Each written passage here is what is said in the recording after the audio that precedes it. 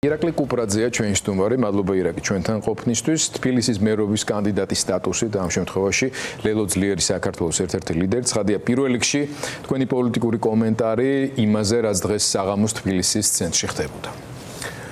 ძიმე ამბის გაგრძელებაა, რასაც რუსული რეჟიმი წარმოადგენს, ეგრეთ წოდებული ხელისუფლება, რომელიც საზოგადოებას ატყუებს წლების განმავლობაში და პირდება მშვიდობას, სტაბილურობას, კეთილდღეობას, რაღაც მეტი სიკეთე თბილისს და ამ დროს ხედავთ თბილისს, სადაც ვიღაც გაუგებარი ადამიანები არბევენ მოქალაქეებს, წინასწარ დაგეგმარებული სპეცოპერაცია. ხო, თუმცა ირაკლი მაპატე გაწყდა მანდამაინც გაუგებრები არ არიან, იქ სახელები და გვარებით ვიცით უკვე ვინ არიან ჩვეულებრივად ეს პირველად არ მონაწილეობს ეს ხალხი ამაში ჩემთვის გაუგებარი სრულად იდენტიფიცირებადი სახელებით გვარებით სამშაბათ ადგილები ადამიანი რომელსაც ახსენებდით არის ზაზა მამალაძე რომელმაც ხელი ასწია და ხელი გაარტყა ქალებს წაქცეულ ადამიანებს ურტყეს ეს არის ქართული ოცნების ეგრეთ წოდებული მშვიდობა ყალბი მშვიდობა სადაც ძალადობენ მოქალაქეებზე ერთი ეს პროპაგანდისტული დაპირება ჰქონდათ რომ კაცი-კაციაო და იქ კაცი არავინ არ გვინახავს ჩვენ იმ კადრებში არაკაცები ვნახეთ ძალიან ბევრი რომლებიც წაქცეულ ადამიანებს 10-20 ქოცი ერთდროულად ურტყავდა ქალებს ცემდნენ ფიზიკურად უსწორდებოდნენ ჟურნალისტებს ცემდნენ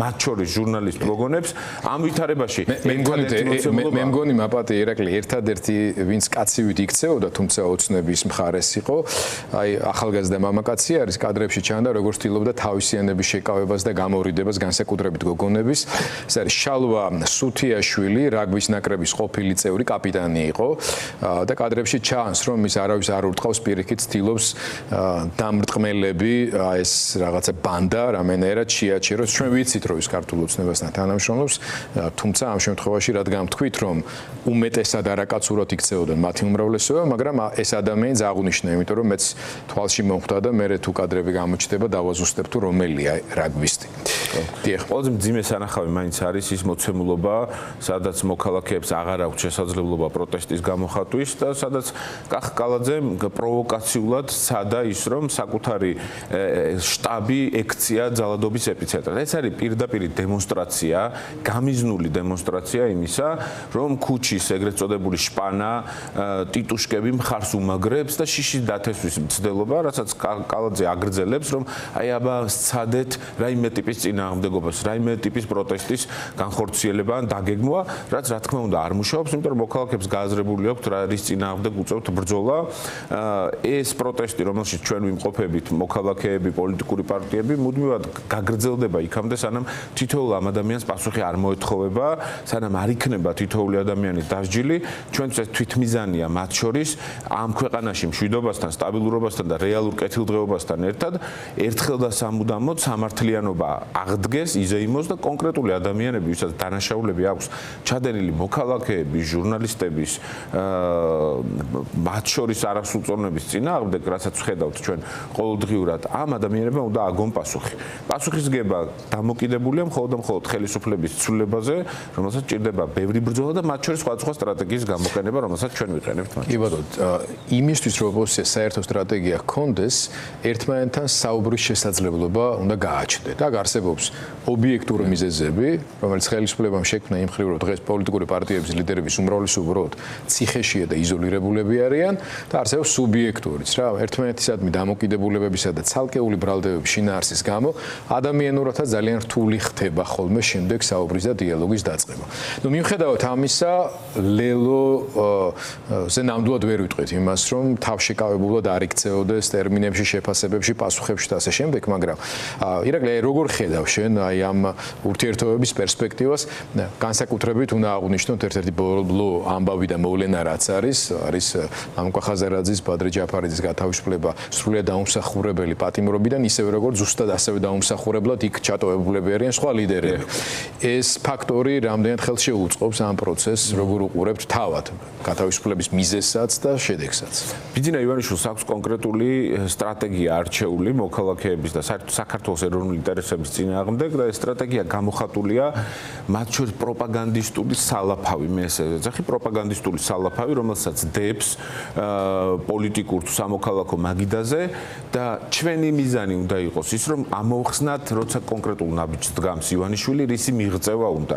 ჩვენ ნახეთ ერთი უკანონო დაკავებული და დაპატიმრებული ციხეში ჩასმული პოლიტიკური ლიდერები, შემდეგ ნახეთ ისევ გათავისუფლებული ამ შემთხვევაში მამუკა და ბადრი, ჩვენი პარტიის დამფუძნებლები, ამ ვითარებაში ჩვენ ხედავთ მათ მიზანს. ეს მიზანი იყო ახალი დაპირისპირების გაჩენა ოპოზიციურ ველზე, როგორც უკანონოდ დააკავა, ისე უკანონოდ არალეგიტიმურმა პრეზიდენტმა ყაველაშვილმა გამოსცა შეწყალების განკარგულება, არ მიგვიმართავს, არც მიმართვას არ ვაპირებდით, როცა შემოთავაზება მივიღეთ, ჩვენ მას ძალიან ცხადად სამ გზის გაუმეორეთ, რომ რუსული ხომალდის მიმართულებით მიუთითეთ. უთავმოყვარეო ყაველაშვილმა მაინც გამოსცა შეწყალების განკარგულება. უთავმოყვარეო, რა თქმა უნდა, მას ეს გადაწყვეტილება არ მიუღია. თუმცა, ამის მიუხედავად ცხადია, რომ დღეს ივანიშვილს აქვს ერთადერთი სურვილი, მეტი დათიშულობა, მეტი დაპირისპირება გააჩინოს ოპოზიციურ ველზე. სამწუხაროდ რიგი ოპოზიციური პარტიები ამ სალაფავს შეექცევიან და ამ პროპაგანდისტულ ხრიგზე წამოეგნენ ბიძინა ივანიშვილის.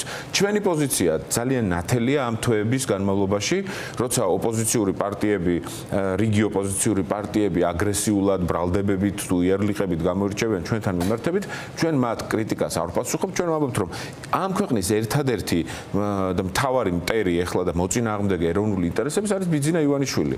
და მხოლოდ ბიძინა ივანიშვილის სიმძიმეებზე, ცოდვებზე, დანაშაულებებზე ვსაუბრობთ და ვაქცენტირებთ. ჩვენი მიზანი არ არის რომ ოპოზიცია გავაკრიტიკოთ, მიუხედავად იმისა, რომ გასაკრიტიკებელი ყველას გვაქვს. ჩვენ სხვა მესმის მოდი ამას დროს ნუ დავხარჯავთ, მოდი წინ წავიდეთ. რამდენიმე პოლიტიკური პროცესი მიდის პარალელურად. ჩემი აზრით ყველაზე საინტერესო, ყველაზე მნიშვნელოვანი და დაუნდობელი ქართული ოცნების შიგნით მიდის.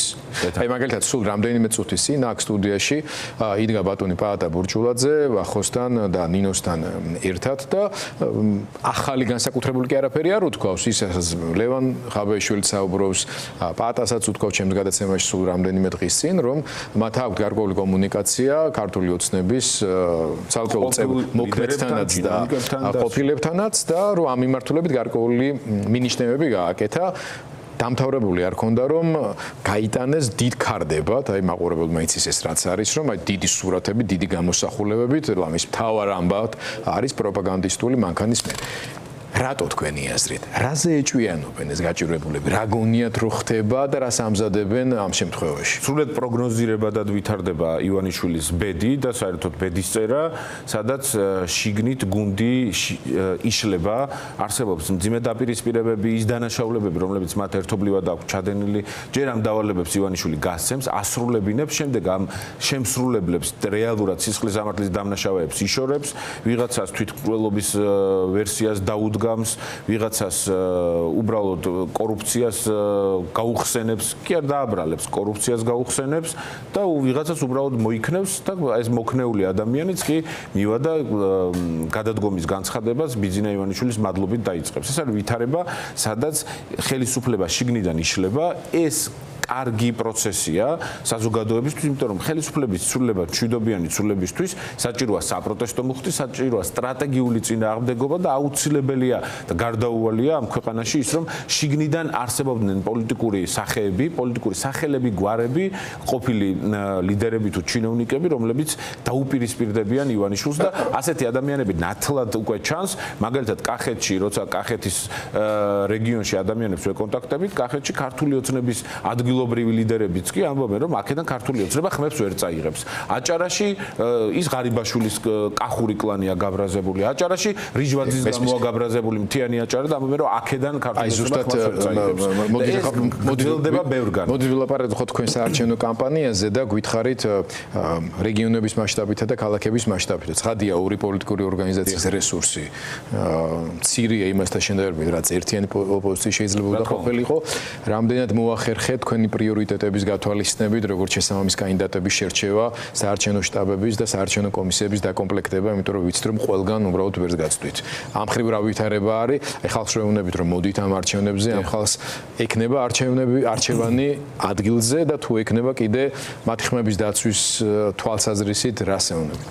64 მუნიციპალიტეტიდან ჩვენ მონაწილეობთ 63 მუნიციპალიტეტში, მხოლოდ ლელო ამ ვითარებაში 63 მუნიციპალიტეტში წარდგენილია პროპორციული სიები, მაჟორიტარები, რიგ შემთხვევაში მერები, ყველა დიდ ქალაქშია მერების კანდიდატურები წარდგენილი, ასევე მაჟორიტარები. მოქალაქეების დიდი ნაწილი მე ძირითადად კამპანიის ჩატარება თბილისში მიწევს, მოქალაქეთა დიდი ნაწილი, ძირითადი ნაწილი შეიძლება ითქვას, რომ არჩევნებზე წასვლას აპირებს. როგორია ეს ტენდენცია? როცა გამოკითხვები თუ ტარდება, თუ ფიგურად დავდივარ ყოველდღიურად თბილისის ყველა უბანში, ავჭალა, ზაჰესი, საბურთალო, ვაკე, მთაწმინდა, გუშინწყნეთში ვიყავით, ხვალ დღეს ნაძალადევში, ხვალ სამგორში მივდივართ და ასე შემდეგ. ფონიჭალაში მაქვს ასევე. და როგორია შეგრძნება? განწყობა არის საპროტესტო წინააღმდეგობრივი ქართულ ოცნებასთან მიმართებაში. ბრაზი არის ძალიან დაგროვილი მოქალაქეების, ძირითადი ნაწილი არჩევნებზე წასვლას აპირებს, მეორე ნაწილს უიმედობის განცდა აქვს. შეიძლება კი რამე და აქ მგონია რომ ერთობის ფაქტორი ძალიან მნიშვნელოვანია, რომ ეს უიმედობა და ნიჰილიზმი რაშ მხოლოდ ივანიშვილია დაინტერესებული გადავძლიოთ, გადავქაჩოთ და ვცადოთ რომ ეს წინააღმდეგობის შანსები გავაჩინოთ მოქალაქეებში. ეს არის რეალური მაჩვენებელი სხვა შორს თქვენ ახსენეთ რომ ბრაზი დიდია, ზოგი მიდის და აი გამოხატავს, ზოგი შეიძლება არ წავიდეს, მაგრამ ის წავა სხვაგანაც ამ შემთხვევაში. ბადრი ჯაფარიძე გამოსვლის დღეს ჩართვაზე ვყავდა და ბადრიმ თქვა ასეთი რამ, რომ ერთი მეორეს არ გამორიცხავს, რომ ეს შეიძლება საერთო სტრატეგიის ნაწილი იყოს, მე სტრატეგია რაღაც შეთანხმებულ ქმედებას ნიშნავს, მაგრამ ლელოისტებიც დავარქვათ ასე ფიქრობენ იმაზე, რომ იმასაც არ შეუშალონ ხელი და მაგალითად იგივე 4 ოქტომბრის აქცია იქნება ან ვიზის გადასარჩენად 13 სექტემბრის აქცია იქნება თუ სოხუმის დაცემის დღეს გამართული აქცია იქნება, ეს არ ნიშნავს იმას, რომ თქვენები მონაწილეობას არ მიიღებენ. ჩვენი წევრები, კოალიცია ძლიერი საქართველოს ლელოს წევრები მონაწილეობენ მიმდინარე აქციებში, თითქმის ყოველდღიურად ესენი არიან რაიონული ორგანიზაციის წევრები და ასე შემდეგ. მათ შორის რეგიონებში აქტიურად არიან ჩართული ბათუმში, გორში და სხვა ქალაქში, სადაც მუდმივი აქციები მიმდინარეობს. ყოველთვის საპროტესტო აქციებზე კი ნამდვილად ვფიქრობთ, რომ ყველა ერთდროულად უნდა ვიყოთ წარმოდგენილი იმისთვის, რომ ნაკლები წინაღობა არსებობს ერთად ბრძოლისთვის, ამისთვის მეტი თავშეკავება მართებს რიგ პროდასალურ ოპოზიციურ პარტიებს, რომლებიც ერთობის გადაკვეთის წერტილებს უნდა ეძებდეს. ის რაც ახსენეთ თქვენ ბადრი ჯაფარიძის კომენტარი, სწორედ ამ ერთობის ძიებას, საერთო გადაკვეთის წერტილების ძიებას მიესადაგება, რომ არჩევნების გზით ბრძოლა საერთოდ არ გამორიცხავს საპროტესტო გზით ბრძოლას. პირიქით, ცალკეულად აღებული, მე მგონია რომ არ არის საკმარისი მხოლოდ არჩევნების გზით ბრძოლა, ცალკეულად აღებული მგონია რომ არ არის საკმარისი მხოლოდ საპროტესტო გზით ბრძოლა. ორივე კომბინაციაში, სადაც შენ გაქვს შესაძლებლობა არჩევნებზეც მიხვიდე, წინააღმდეგი ხმა დააფიქსირო და არა ჩუქო კახკალაძეს შენი ხმა, იმიტომ რომ არ მისვლით ის ახერხებს, რომ манипуляция გააკეთოს და პროპორცია რა თქმა უნდა იცვლება პროდასალურ ოპოზიციას, პროდასალურ ოპოზიციურ თბილისსა და ქართულ ოცნებას, რუსულ რეჟიმს შორის.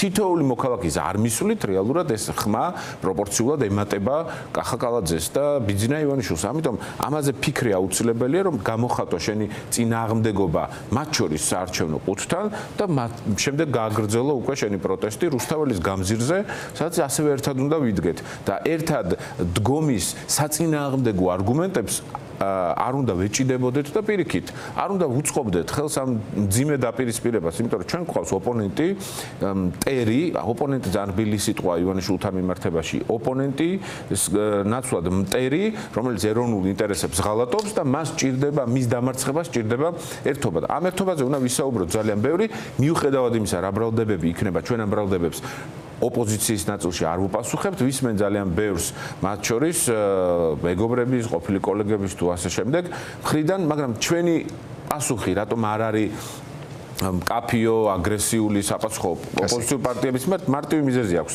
4 ოქტომბერს საღამოს 5 ოქტომბერსაც ჩვენ ერთად დგომა მოგვიწევს და ჩვენ ამ ერთობას უფრთხილდებით აუცილებლად.